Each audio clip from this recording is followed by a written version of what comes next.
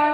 So നമ്മൾ ഇന്ന് നോക്കാൻ പോകുന്നത് എന്താണ് ഫോക്കസ് ഏരിയ. പ്ലസ് ടു കുട്ടികൾക്ക് ഓൾറെഡി ഫോക്കസ് ഏരിയ വെച്ചിട്ടുള്ള എക്സാംസ് കഴിഞ്ഞായിരുന്നു. അതിന്റെ റിസൾട്ട് വന്നിട്ടില്ല.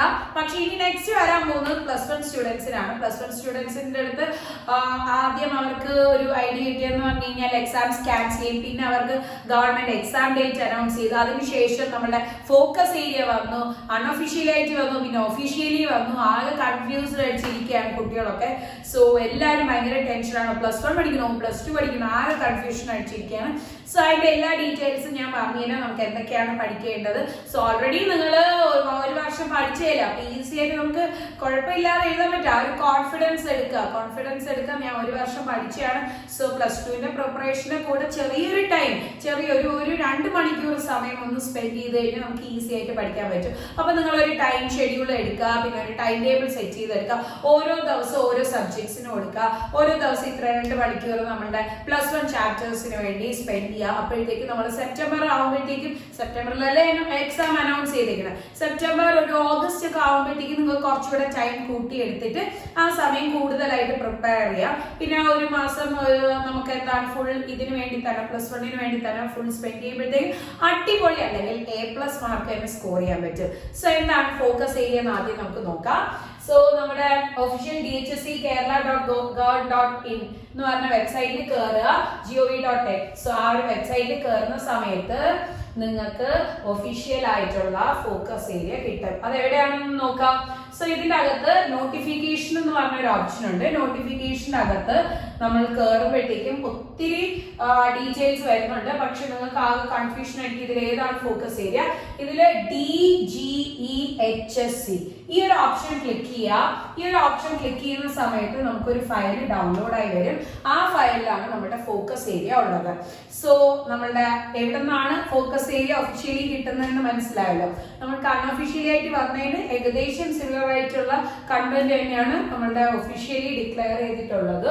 പിന്നെ നമുക്ക് ഇത് കിട്ടിക്കഴിഞ്ഞാൽ ആകെ കൺഫ്യൂഷൻ ആണ്, എത്ര മാർക്ക് ഇത് സ്കോർ ചെയ്യാൻ പറ്റും, പിന്നെ നമുക്ക് ഇതിൽ എന്തൊക്കെയാണ് പഠിക്കേണ്ടത്, ഇതിലും ഇനി സ്കിപ്പ് ഔട്ട് ചെയ്യാമോ, അങ്ങനെയൊക്കെ ഉള്ളൊരു ഡൗട്ട്. ഒരു A+ വാങ്ങിക്കാൻ ഉദ്ദേശിക്കുന്ന കുട്ടിയാണെങ്കിൽ ഒരിക്കലും ഫോക്കസ് ഏരിയയിൽ പിന്നെയും റെഡ്യൂസ് ചെയ്യാൻ നിൽക്കരുത്, അത് സ്കിപ്പ് ഔട്ട് ചെയ്യാൻ നിൽക്കരുത്. ബിക്കോസ് അതിൽ വളരെ ചെറിയ കണ്ടന്റ്സ് മാത്രമേ പറഞ്ഞിട്ടുള്ളൂ. നിങ്ങൾക്ക് ഇതൊക്കെ എലാബറേറ്റ് ചെയ്ത് തരുമ്പോഴത്തേക്കും, അല്ലെങ്കിൽ എല്ലാ ചാപ്റ്ററിലും ഇത് പഠിക്കണമെന്ന് പറയുമ്പോഴത്തേക്കും നിങ്ങൾ ആകെ എന്താണ് ഒരു കൺഫ്യൂസ്ഡ് സ്റ്റേറ്റ് ഓഫ് മോഡിലായിരിക്കും. പക്ഷെ എന്നാലും ആ ഒരു പെർട്ടിക്കുലർ ടോപ്പിക് സെലക്ട് ചെയ്ത് നമ്മുടെ ടെക്സ്റ്റ് ബുക്കിൽ നിന്ന് സെലക്ട് ചെയ്ത് NCERT ടെക്സ്റ്റ് ബുക്കിൽ നിന്ന് സെലക്ട് ചെയ്ത് പഠിച്ചു കഴിഞ്ഞാൽ ഈസി ആയിട്ട് നമുക്ക് A+ സ്കോർ ചെയ്യാൻ പറ്റും. കാരണം മാത്സിന്റെ ഒരു എക്സാമ്പിൾ നോക്കാം. മാത്സിനാണെങ്കിൽ 160 മാർക്കിനാണ് എക്സാം വരുന്നത്.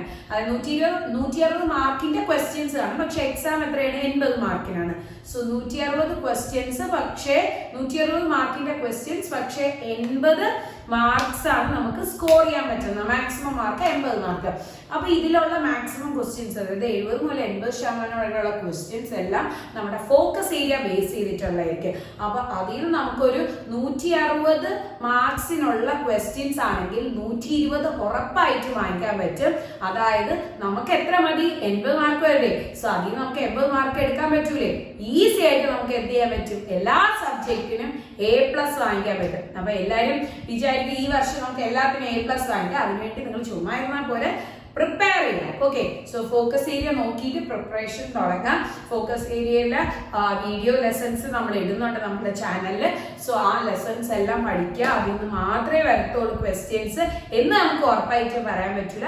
അതിൽ നിന്ന് അഡീഷണൽ ആയിട്ടുള്ള ക്വസ്റ്റ്യൻസ് വരും. പക്ഷെ എന്തെന്ന് പറഞ്ഞു കഴിഞ്ഞാൽ ഇത് മാത്രം പഠിച്ചു കഴിഞ്ഞാൽ നമുക്ക് A+ എന്തായാലും സ്കോർ ചെയ്യാൻ പറ്റും. ഇതാണ് നമ്മുടെ മെയിൻ. ഓക്കെ, സോ ഒന്നുകൂടെ ഞാൻ പറയാണ്, 160 മാർക്സിനുള്ള ക്വസ്റ്റ്യൻസ്, അതിൽ നമുക്ക് 80 മാർക്കാണ് സ്കോർ ചെയ്യേണ്ടത്. പക്ഷെ ഫോക്കസ് ഏരിയ പഠിച്ചാൽ തന്നെ 120ഓളം മാർക്സ് നമുക്ക് സ്കോർ ചെയ്യാൻ പറ്റും. ഓക്കെ, സോ ഇനി ഞാൻ നമ്മളുടെ ഫോക്കസ് ഏരിയ ഡൗൺലോഡ് ചെയ്തിട്ടുണ്ട്. നമ്മുടെ മാത്സിന്റെ സെഷൻ മാത്രമാണ് ഞാൻ ഇവിടെ കാണിക്കുന്നത്. ഇതേപോലെ എല്ലാ സബ്ജക്ട്സിനും നിങ്ങൾ സിമിലർ മോഡലിൽ ഒന്ന് ജസ്റ്റ് നോക്കുമ്പോഴത്തേക്കും തന്നെ കിട്ടുന്നതാണ്. സോ നമുക്ക് മാത്സിന്റെ ഒന്ന് നോക്കാം. ഞാൻ ഇത് ഡൗൺലോഡ് ചെയ്ത് വെച്ചിരുന്നതാണ്. സോ ആദ്യത്തെ ചാപ്റ്റർ വന്നിട്ട് സെറ്റ്സ് ആണ്. ഓക്കെ, സോ സെറ്റ്സിൽ അവർ പറഞ്ഞിട്ടുണ്ട് 1.2 പഠിക്കണം, 1.6 പഠിക്കണം, 1.10 പഠിക്കണം, 1.11 പഠിക്കണം. So sets and their representation, subset, operations on set, complement of a set. അത് തന്നെ കാണുമ്പോഴത്തേക്ക് ആകെ കൺഫ്യൂഷൻ ആവും. ഇതിൽ എക്സസൈസ് ക്വസ്റ്റ്യൻ ആണോ, നമ്മുടെ ടെക്സ്റ്റിലുള്ള സെക്ഷൻ ആണോ എന്നൊക്കെ ഉള്ള ഒരു ഡൗട്ട് വരും. സോ നിങ്ങൾ എന്ത് ചെയ്യാണെന്ന് പറഞ്ഞു കഴിഞ്ഞാൽ നിങ്ങളുടെ ടെക്സ്റ്റ് ബുക്ക് എടുക്കുക. ഞാൻ ഇവിടെ ടെക്സ്റ്റ് ബുക്ക് കാണിക്കുന്നുണ്ട്. സോ ടെക്സ്റ്റ് ബുക്കിനകത്ത് നമുക്ക് ഫസ്റ്റ് പറഞ്ഞത് 1.2 സെക്ഷൻ ആണ് പറഞ്ഞിരിക്കുന്നത് അല്ലെ. സോ 1.2 സെക്ഷൻ ഏതാണെന്ന് കാണിക്കാം. ഇത് നമ്മുടെ സെറ്റ്സിന്റെ ടെക്സ്റ്റ് ബുക്ക് ആണ്. സെറ്റ്സിന്റെ NCERT ടെക്സ്റ്റ് ബുക്ക് ആണ്. അതിൽ സെറ്റ്സ് എന്ന് പറഞ്ഞ ചാപ്റ്റർ ആണ് കാണിച്ചിരിക്കുന്നത്. ഇത് കണ്ടോ, ഇതാണ് ഇതിലെ 1.2 സെക്ഷൻ വരുന്നത്. 1.2 സെക്ഷൻ കണ്ടോ, നമ്മുടെ 1.2 സെക്ഷൻ എന്ന് പറഞ്ഞു കഴിഞ്ഞാൽ ഏതാണെന്ന് കണ്ടാണല്ലോ. ഇതാണ് 1.2 സെക്ഷൻ. അത് നമുക്ക് പഠിക്കണം. സോ അത് ടിക്ക് ചെയ്യാം. ഇനി നെക്സ്റ്റ് ഏതാന്ന് നോക്കാം. സോ 1.2 കഴിഞ്ഞു കഴിഞ്ഞാൽ അടുത്ത സെക്ഷൻ ഏതാണോ നമുക്ക് പറഞ്ഞിരിക്കുന്നത് അത് മാർക്ക് ചെയ്യാം. അപ്പൊ എക്സസൈസിൽ ഏത് പഠിക്കേണ്ടതെന്ന് ഒരു ഡൗട്ട് വരും. എക്സസൈസ് 1.2 എന്ന് 1.1 എന്ന് പറഞ്ഞാൽ 1.2 സെക്ഷനെ ബേസ് ചെയ്തിട്ടുള്ള ക്വസ്റ്റ്യൻസ് ആണ്. സോ 1.2നെ ബേസ് ചെയ്താണ് എക്സസൈസ് വരുന്നത്. പക്ഷെ അതിൽ നമുക്ക് സെക്ഷൻ ആണ് മെൻഷൻ, അതിൽ എക്സസൈസ് മെൻഷൻ അല്ല. എക്സസൈസ് നമ്മളാണ് എന്ത് ചെയ്യണം, അതിനനുസരിച്ച് ഓർഡർ ചെയ്ത് എടുക്കുന്നത്. സോ നമുക്ക് മനസ്സിലാവും 1.2 സെക്ഷനെ ബേസ് ചെയ്തിട്ടുള്ള എക്സസൈസ് ആണ് 1.1. അതിലെ ക്വസ്റ്റ്യൻസ് മാത്രമേ വരത്തുള്ളൂ. ഓക്കെ, ഇനി അത് കഴിഞ്ഞിട്ട് നമുക്ക് 1.3 പറഞ്ഞിട്ടില്ല. നെക്സ്റ്റ് അതിൽ പറഞ്ഞിരിക്കുന്ന സെക്ഷൻ ഞാൻ കാണിച്ചു തരാം. നെക്സ്റ്റ് അതിൽ പറഞ്ഞിരിക്കുന്ന എന്താന്ന് പറഞ്ഞാൽ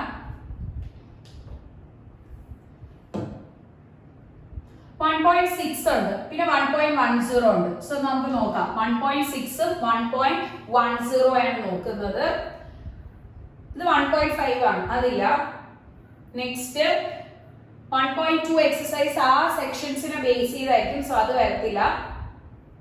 അത് കഴിഞ്ഞ് 1.6 കണ്ടോ, സബ്സെറ്റിന്റെ പോർഷൻസ് ആണ്. സോ സബ്സെറ്റ് ഉണ്ട്, അതിൽ മെൻഷൻഡ് ആണ്. സോ 1.6 പഠിക്കാം. 1.6നെ ബേസ് ചെയ്തിട്ടുള്ള എക്സസൈസ് ആയിരിക്കും ഇതെല്ലാം. 1.6.1 അതൊക്കെ പഠിക്കാനുള്ളതാണ്. അതിന്റെ സബ്സെഷൻസ് ആണ് 1.6.2, 1.7 ഇല്ല, അപ്പൊ 1.8 ഇല്ല. ഈ 1.7 എന്ന് പറഞ്ഞാൽ പവർ സെറ്റ് ആണ്. പിന്നെ 1.8 എന്ന് പറഞ്ഞാൽ യൂണിവേഴ്സൽ സെറ്റ് ആണ്.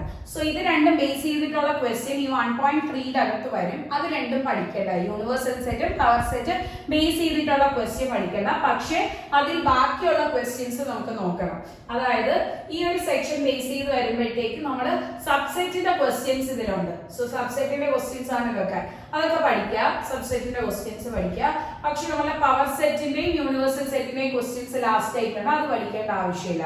ഇനി 1.10 uണ്ടെന്ന് പറഞ്ഞു. 1.9 അവർ പറഞ്ഞിട്ടില്ല, പക്ഷെ 1.10 ഓപ്പറേഷൻസ് ഓഫ് സെറ്റ് പറഞ്ഞിട്ടുണ്ട്. അതിന്റെ സബ്സെഷൻസ് ആയിട്ട് 1.10.1 അതൊക്കെ പഠിക്കണം. പിന്നെ 1.10.2 ഇത് പഠിക്കണം. സോ അതിനെ ബേസ് ചെയ്തിട്ടുള്ള ക്വസ്റ്റ്യൻ 1.4ലുണ്ട്. ആ ക്വസ്റ്റ്യൻസും അതിന്റെ വരുന്ന ടെക്സ്റ്റിൽ വരുന്ന എക്സാമ്പിൾ ക്വസ്റ്റ്യൻസും ഒക്കെ പഠിക്കുക. ഇനി 1.11 സോ അവര് ആ ഒരു പോർഷൻ ബേസ് ചെയ്തിട്ട് എന്തൊക്കെയാണോ എക്സസൈസിൽ നിന്ന് വരുന്നത് നിങ്ങൾ ആദ്യം സെക്ഷൻസ് മാർക്കുക. അതിനെ ബേസ് ചെയ്തിട്ട് എക്സസൈസിൽ ഏതൊക്കെ ക്വസ്റ്റ്യൻസ് വരും അതാണ് പഠിക്കേണ്ടത്. ഇത് ക്ലിയർ കട്ടായിട്ട് നമ്മളുടെ ഫോക്കസ് ഏരിയയുടെ ഫ്രീ ആയിട്ടുള്ള ക്രാഷ് കോഴ്സ് നമ്മുടെ ചാനലിൽ ഇടുന്നുണ്ട്. അതിൽ നമുക്ക് ഫുൾ കണ്ടന്റ്സ് അവൈലബിൾ ആണ്. സോ നിങ്ങൾ ഇരുന്ന് ഇനി സെഗ്രിഗേറ്റ് ചെയ്ത് സോർട്ട് ഔട്ട് ചെയ്ത് നമ്മളുടെ ആ കൺഫ്യൂഷൻ അടിക്കേണ്ട ആവശ്യമില്ല. നമ്മൾ ഈസി ആയിട്ട് അതിൽ എല്ലാ കണ്ടന്റും മെൻഷൻഡ് ആണ്. മാത്രമല്ല ഞാൻ തന്നെ ഇരുന്ന് സോർട്ട് ചെയ്ത് പ്രീവിയസ് ഇയർ ക്വസ്റ്റ്യൻസും കൂടെ അതിൽ പറയുന്നുണ്ട്. അതായത് ഈ സെക്ഷൻസ് മാത്രം ഇൻക്ലൂഡ് ചെയ്തിട്ടുള്ള പ്രീവിയസ് ഇയർ ക്വസ്റ്റ്യൻസ് അതിൽ പറയുന്നുണ്ട്. സോ ഈസി ആയിട്ട് നിങ്ങൾക്ക് നിങ്ങളുടെ കയ്യിൽ നമ്മൾ കണ്ടന്റ്സ് കൊണ്ട് തരികയാണ്. അപ്പൊ അതിൽ നിന്ന് ഈസി ആയിട്ട് പഠിക്കാൻ പറ്റും. പിന്നെ നമ്മളുടെ ഏറ്റവും ഇമ്പോർട്ടൻറ്റ് നോട്ട് ചെയ്യേണ്ടതെന്ന് പറഞ്ഞു കഴിഞ്ഞാൽ ഇതിന്റെ എല്ലാ പോർഷൻസും കവർ ചെയ്യുക, ഫോക്കസ് ചെയ്യുക പറയുന്നത്. അതിൽ നിന്ന് പിന്നെ സ്കിപ്പ് ഔട്ട് ചെയ്യാൻ നിൽക്കരുത്. അതിൽ നിന്ന് പിന്നെ നിങ്ങൾ സ്കിപ്പ് ഔട്ട് ചെയ്ത് കഴിഞ്ഞാൽ നിങ്ങൾ ക്വസ്റ്റ്യൻസ് അറ്റൻഡ് ചെയ്ത് എല്ലാ ക്വസ്റ്റ്യൻസും അറ്റൻഡ് ചെയ്യാൻ ഭയങ്കര പാടായിരിക്കും. സോ കണ്ടോ, ഇതിൽ ക്ലിയർ ആയിട്ട് ഓരോ സെക്ഷൻസും മെൻഷൻഡ് ആണ്. ഇപ്പൊ കണ്ടോ, ഒരു ഫോർത്ത് ചാപ്റ്റർ നോക്കുമ്പോൾ അതിൽ ഒരു സെക്ഷനേ ഉള്ളൂ, 4.3 മാത്രം പഠിച്ചാൽ. പിന്നെ തേർഡ് ചാപ്റ്റർ നോക്കുന്ന സമയത്ത് 3.3 3.4 രണ്ട് സെക്ഷൻസേ ഉള്ളൂ. അപ്പൊ ഈസി ആയിട്ട് നമുക്ക് അതിന്റെ ക്വസ്റ്റ്യൻസ് കിട്ടാവുന്നേ ഉള്ളൂ, ആ എക്സസൈസ് കറക്റ്റ് ആയിട്ട് ഐഡന്റിഫൈ ചെയ്യുമ്പോൾ. സോ അത് എളുപ്പം പഠിക്കാം. എല്ലാവരും പ്രിപ്പയർ ചെയ്ത് തുടങ്ങാം. നമ്മളുടെ യൂട്യൂബ് ചാനലിൽ സബ്സ്ക്രൈബ് ചെയ്യുക. അപ്പോൾ ഓരോ ചാപ്റ്റേഴ്സിന്റെ വീഡിയോസ് ഫോക്കസ് ഏരിയ വരുന്ന അനുസരിച്ച് നിങ്ങൾക്ക് കിട്ടും. അത് നമ്മുടെ പ്ലേലിസ്റ്റിൽ അവൈലബിൾ ആണ്. നിങ്ങൾ എക്സാം എടുക്കും തോറും നിങ്ങൾക്ക് അതിൽ നിന്ന് കയറി വീണ്ടും വാച്ച് ചെയ്യാൻ പറ്റുന്നതാണ്. പ്ലേലിസ്റ്റിലുണ്ട്. പ്ലേലിസ്റ്റിൽ മെൻഷൻഡ് ഫോക്കസ് ഏരിയ ആണ്. മാത്രമല്ല നമ്മുടെ ഒരു ടെലിഗ്രാം ഗ്രൂപ്പ് ഉണ്ട്. ആ ടെലിഗ്രാം ഗ്രൂപ്പിൽ നമ്മുടെ ക്വസ്റ്റ്യൻസ് ഇതിൽ ബേസ് ചെയ്തിട്ട് വരണം ഉള്ള എല്ലാ ക്വസ്റ്റ്യൻസും ആ ഗ്രൂപ്പിൽ പോസ്റ്റ് ചെയ്യുന്നതാണ്. അതിന്റെ ഡിസ്ക്രിപ്ഷൻ എല്ലാം ഞാൻ അതിന്റെ ലിങ്ക് ഒക്കെ ഞാൻ ഡിസ്ക്രിപ്ഷൻ ബോക്സിൽ മെൻഷൻ ചെയ്യാം. Okay, thank you all.